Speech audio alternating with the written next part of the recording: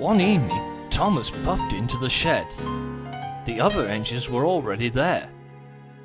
"The Fat Controller said something about a Jubilee," he explained. "Well, I know what a Jubilee is," said Henry. "It's an engine I met at Crewe." "Is it a sort of party?" asked Percy. "Thomas and I took some scout to their party once." "That was a Jamboree, Percy," chuckled Thomas. "Of course it was," said Percy. Gordon smiled. "Actually, it's a train," he said. "Flying Scotsman told me the Silver Jubilee used to run from London to Edinburgh."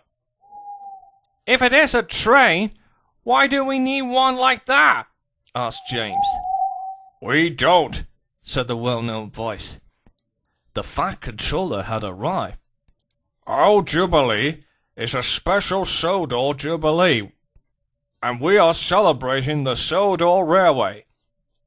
"So it is a party!" peeped Percy excitedly. "Sort of, Percy," laughed the Fat Controller. "And to mark this special occasion, the royal visitors are coming to celebrate it." The engines were very excited. "Will there be a special train, sir?" Gordon asked. "Can I pull it, please?" "There will be a special train, Gordon," said the Fat Controller. "But your brother Flying Scotsman will bring the royal visitors in the special train." Gordon felt very happy for Flying Scotsman bringing the royal visitors. All of the engines were soon hard at work getting everything ready for the Sodor Jubilee.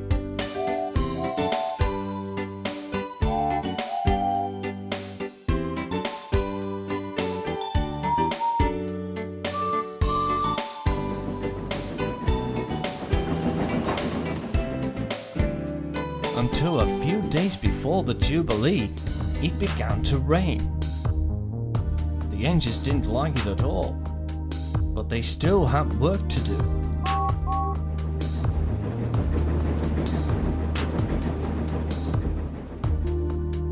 Thomas was puffing along his branch line. He was very worried. "I hope the rain won't spoil the Sodor Jubilee," he puffed. "Don't worry, Thomas," said his driver. "The weather forecast said it will be sunny again in a few days' time, especially on the Jubilee day." And the driver was right.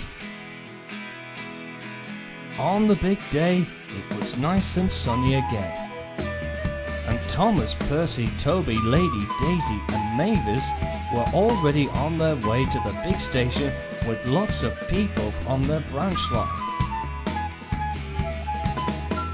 Meanwhile, at Wellswood, the Fat Controller was talking to Edward.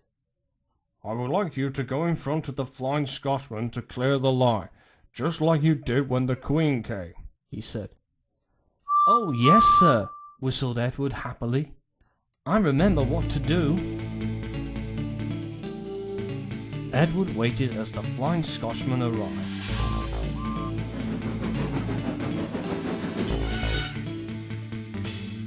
"I'll go first to check the line ahead," he said. "Thank you, Edward," whistled Scotchman.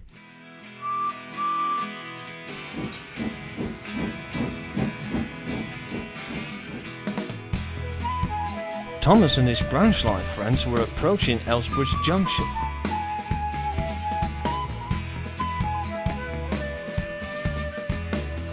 As they came to it, Thomas saw some stone walls fallen onto the track.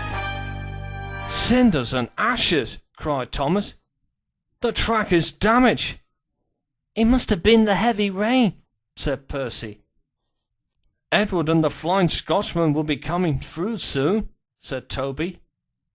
"We got to warn them," said Lady. So Thomas's crew raced quickly to the signal box. They told the signalman what had happened. The signalman warned the station master at Crossburn Station. The call came through just in time. Edward was just coming into the station when he saw the signal was up. "What's wrong?" asked Edward's driver to the station master. "The track at Elsborough Junction are damaged by the stone wall," said the station master. "But you can use the other track. They are safe enough." Then Scotsman arrived.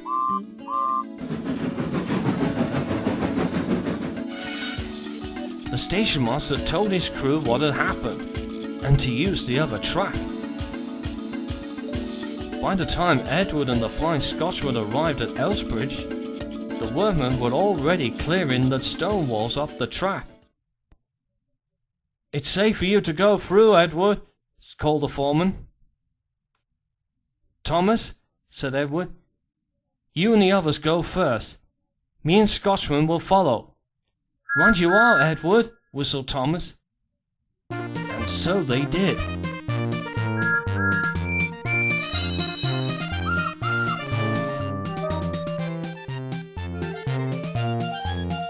At Nafford, everything was ready for the Sodor Jubilee. The other engines were waiting and excited. Then they heard whistles and hooted in the distance.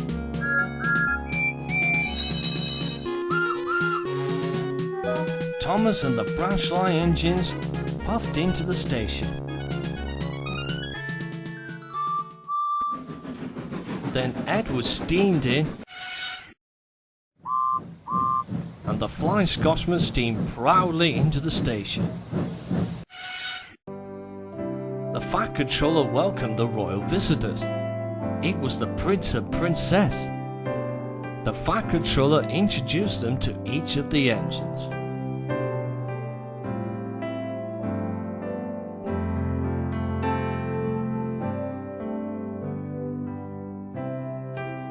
"We've heard about you all after the Queen came here many years ago," said the Prince. "We're delighted to meet you all." The engines whistled loud and long.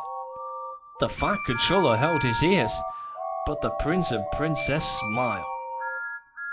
"The Queen was right," they told the Fat Controller. "Your railway and your engines are a credit to you."